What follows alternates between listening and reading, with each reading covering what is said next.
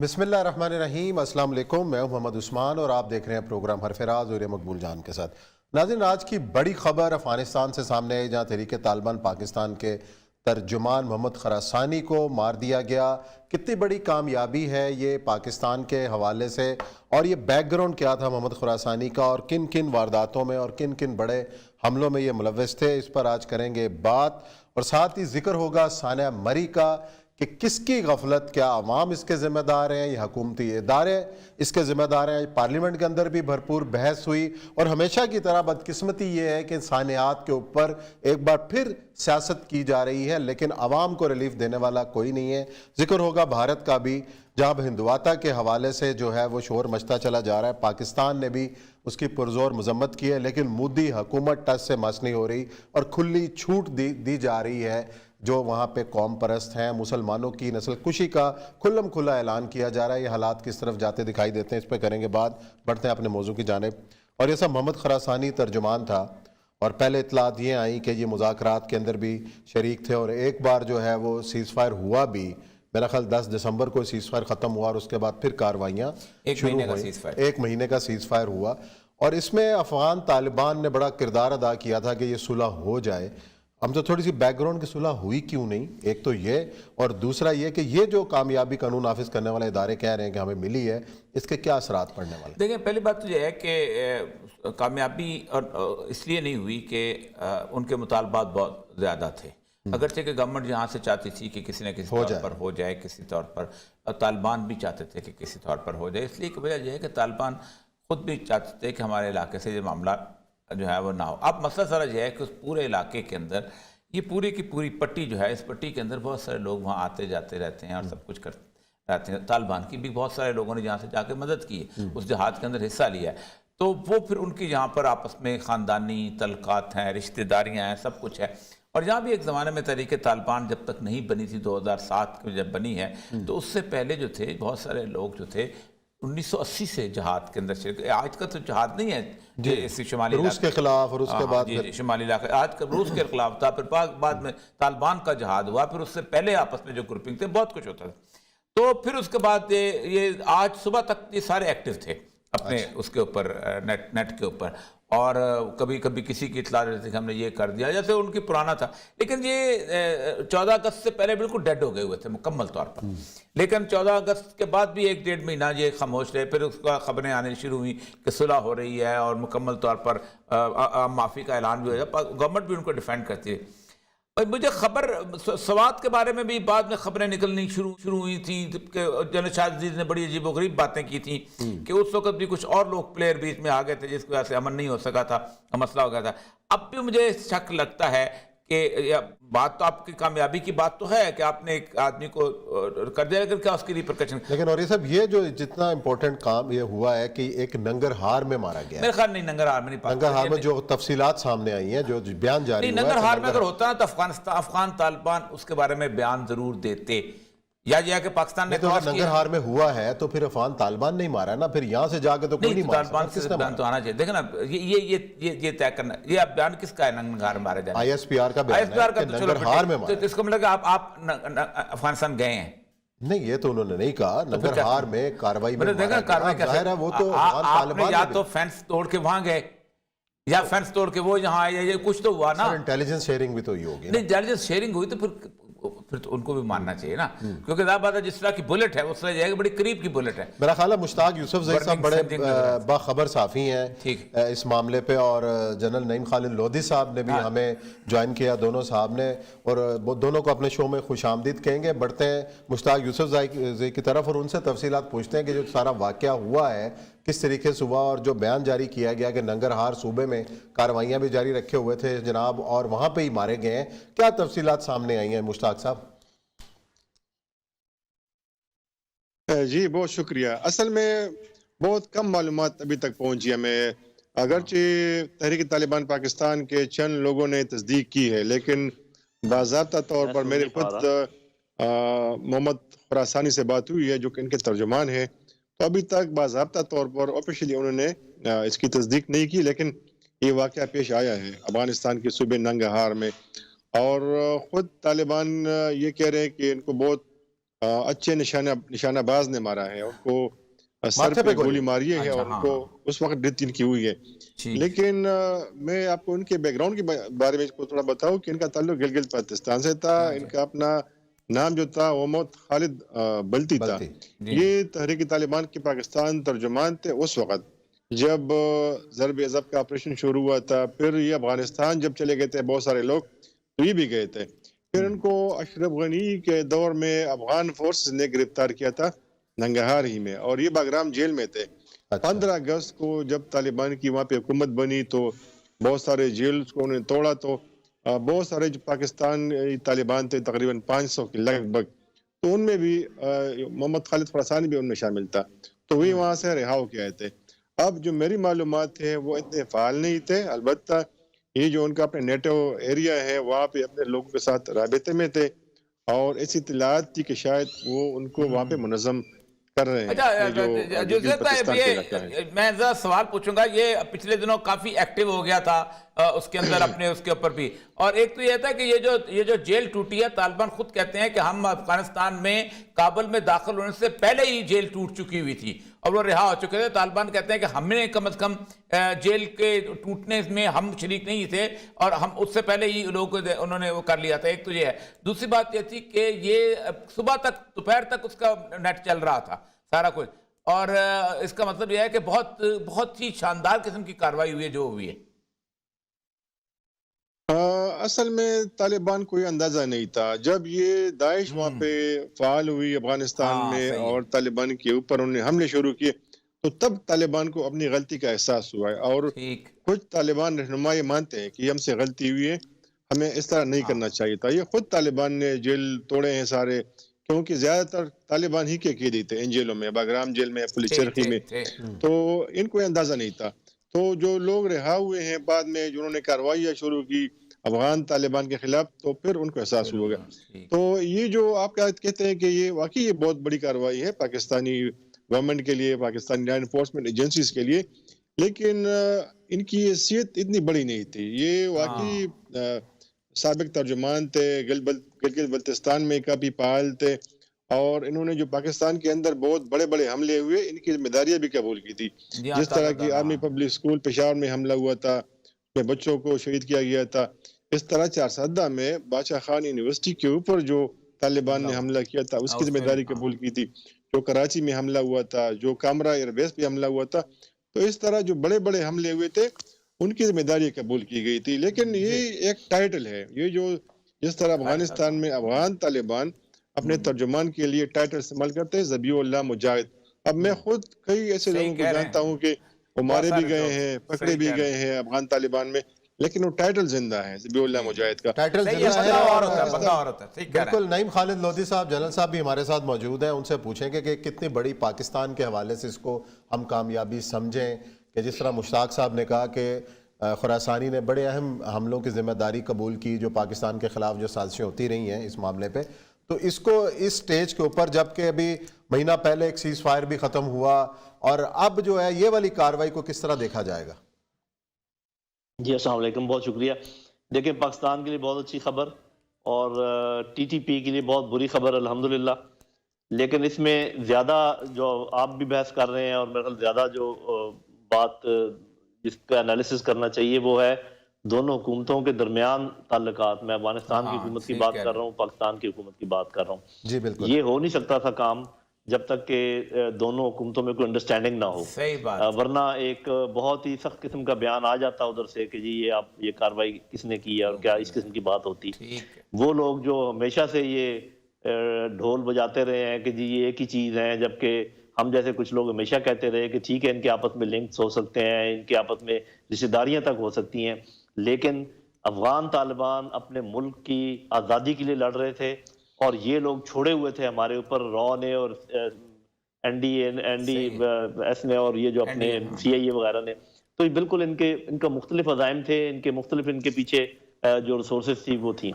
मैं उन लोगों में भी था जो कि बातचीत के हामी थे और बहुत अच्छा हुआ कि बातचीत हुई, इसलिए कि अफगान तालिबान की ये डिज़ायर थी, क्योंकि वो कह रहे थे कि हम आपको निकालेंगे नहीं लेकिन आपको यहाँ कार्रवाई नहीं करने देंगे, आप अपने मुल्क से बातचीत करें। तो वो एक हुज्जत पूरी हो गई اور اس میں اسلام کی بھی ضرورت ہوتی ہے، اور میرا خیال ہے کہ افغان طالبان کے لیے بہت ضروری تھا کہ یہ حجت پوری ہوتی تاکہ وہ پھر زمین ان کے لیے تنگ کرتے، اور یہی ہو رہا ہے۔ ادھر اب زمین ان کے لیے تنگ ہوگی، ادھر ہم ان کو رہنے نہیں دیں گے انشاءاللہ۔ میں یہ سمجھتا ہوں کہ چند مہینے کی بات ہے، تحریک طالبان پاکستان نیست و نابود ہو جائے گی۔ انہوں نے اپنے پاؤں پہ خود کلہاڑی ماری ہے۔ خالد صاحب، ایک اہم بات اس کے اندر یہ تھا کہ یہ دونوں اور داعش دونوں تھے، طالبان بھی بات کرتے ہیں کہ ہمارے لیے یہ عبد المسلم دوست اور یہ لوگ مل کے جو تھے نا، یہ انہوں نے داعش اور ٹی ٹی پی اکٹھے ہو کے دونوں ملکوں کے لیے جیسے کہتے ہیں خطرہ بننا شروع ہو گئے تھے۔ اور یہ آپ نے بڑی صحیح بات کی کہ یہ دونوں ملکوں کی جوائنٹ کارروائی لگتی ہے، کیونکہ ورنہ وہاں کنڈیمنیشن ضرور آتی۔ جی یہ بات بالکل درست ہے۔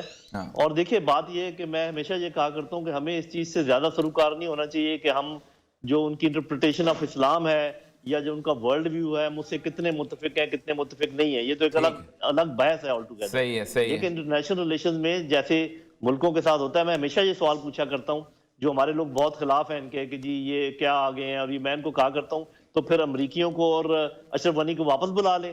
کیا ان کے حالات، ان کے زمانے میں حالات بہت اچھے تھے ہمارے ساتھ، جتنا خون بہ رہا تھا پاکستانیوں کا اور جتنا خون بہ رہا تھا افغانیوں کا ان کی موجودگی میں، اس کو ذرا نظر میں نہیں رکھتے ہمارے بہن بھائی۔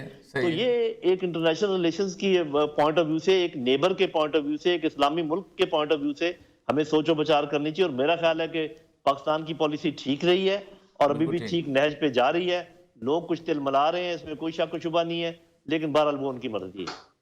تل ملانے کی بات کی جنرل صاحب، آپ نے تل ملایا تو اس وقت بھی جب یہ ہم نے باڑ والا واقعہ سنا یا دیکھا بھی کہ جس طریقے سے طالبان کارروائی کر رہے تھے باڑ کے حوالے سے، پاکستان نے بڑا دھیما ریئیکشن دیا، اس کے اوپر بڑا وہ رکھا۔ لیکن یہ جو باڑ والا معاملہ ہے اب اس کو بھی ایک طرف رکھیں اور آج کی کارروائی کو بھی دیکھیں تو جو انڈرسٹینڈنگ لیول ہے وہ کتنا بڑا ہوا ہے دونوں کے درمیان؟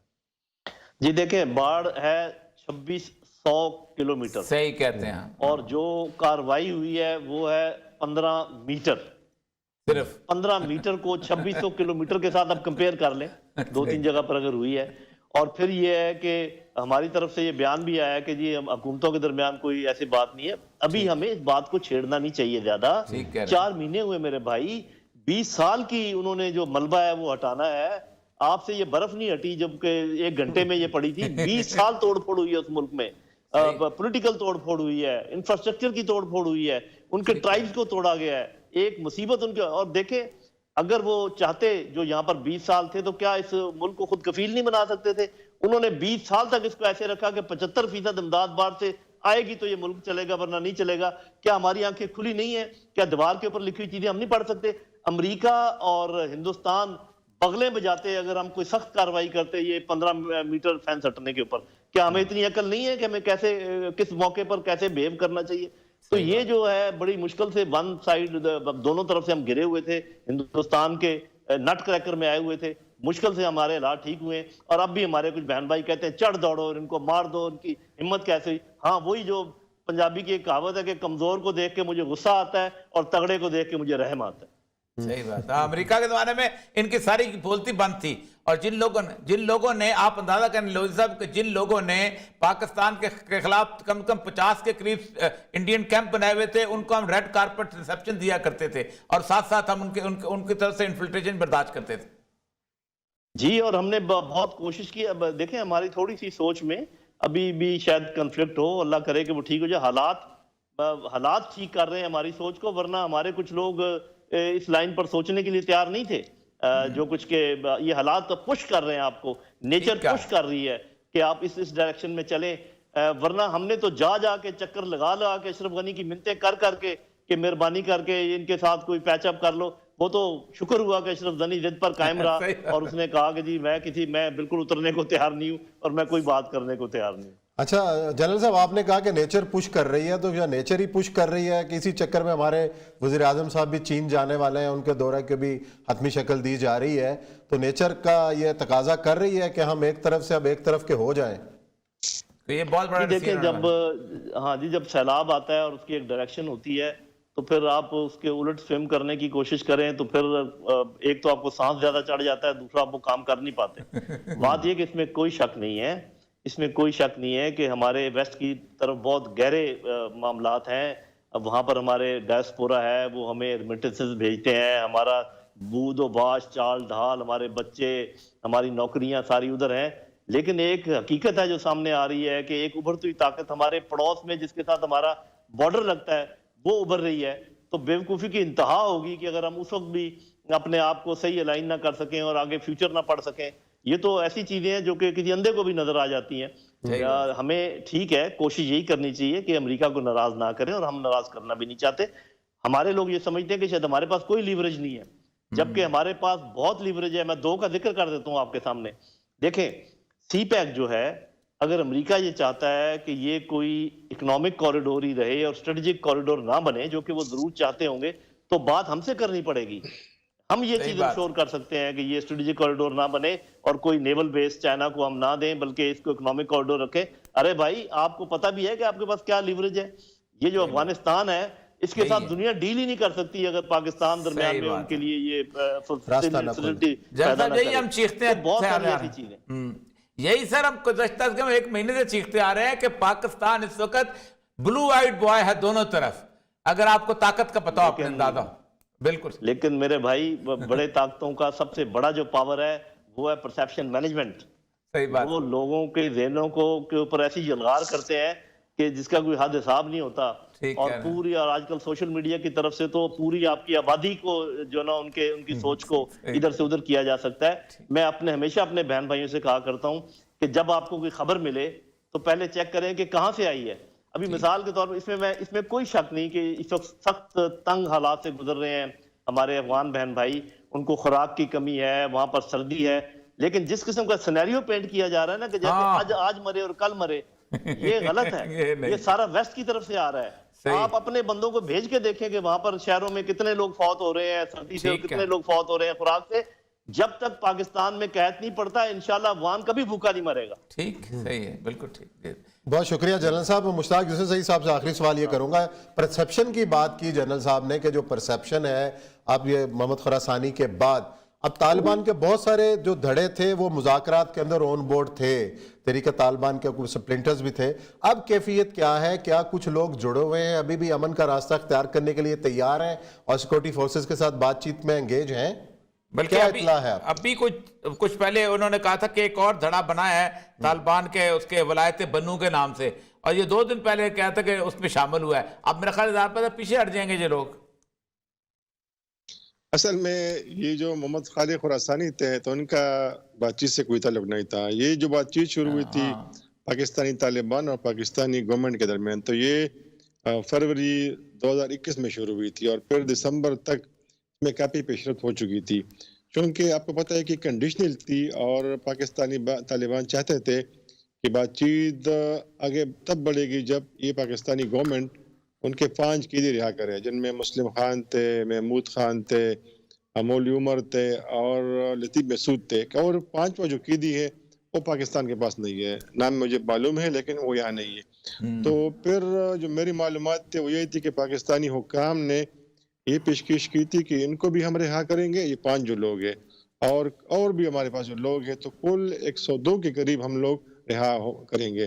تو 42 کے قریب لوگ رہا ہو چکے تھے. اور میری معلومات یہی تھی کہ تو یہ ہوا تھا کہ جو 5 لوگ ہیں پاکستانی طالبان کے اہم، ان کو افغانستان شپ کیا جائے گا، افغان طالبان کے حوالے کیا جائے گا.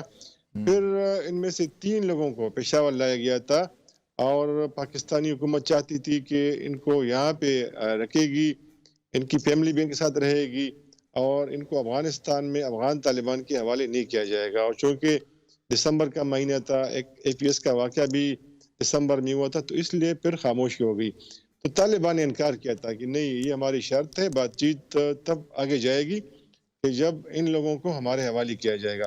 تو پھر کافی کوششیں ہوئی، جو جرگہ تھا انہوں نے بھی بہت کوششیں کی لیکن کامیاب نہ ہو سکی. جو پھر جو طالبان نے 9 نومبر کو 1 مہینے کے لیے سیز فائر کا اعلان کیا تھا، تو پھر 9 دسمبر کو اسی پہ تو افغان طالبان ناراض بھی ہوتے سب بہت زیادہ یاد رکھو. ابھی جو میری معلومات ہے کوششیں جاری ہے. جو جرگہ کے ممبرز ہیں وہ دونوں فریقین کے ساتھ رابطے میں ہے. اگرچہ کام بہت مشکل ہے لیکن سارے دڑے جو ہیں وہ بات چیت کے حق میں ہیں. افغانستان میں طالبان جو ہے، افغان طالبان، وہ بھی اس میں کافی ایکٹیو ہے. وہ بھی چاہتے ہیں کہ خون خرابہ نہ ہو اور ان کی سرزمین بھی پاکستان کے خلاف استعمال نہ ہو، تو ابھی کافی ایکٹیو ہے کہ یہ معاملہ حل ہو جائے، لیکن ابھی تک کامیابی نہیں ہوئی ہے۔ چلیں جی دیکھتے ہیں ان مذاکرات کا کیا مستقبل ہوتا ہے۔ بہت شکریہ، جنرل صاحب بھی ہمارے ساتھ تھے، مشتاق یوسف زئی صاحب نے بھی بڑی اہم معلومات ہمیں دی۔ یہاں لیتے ہیں بریک کے بعد آئیں گے اور ذکر کریں گے سانحہ مری کا، کس کی غفلت تھی۔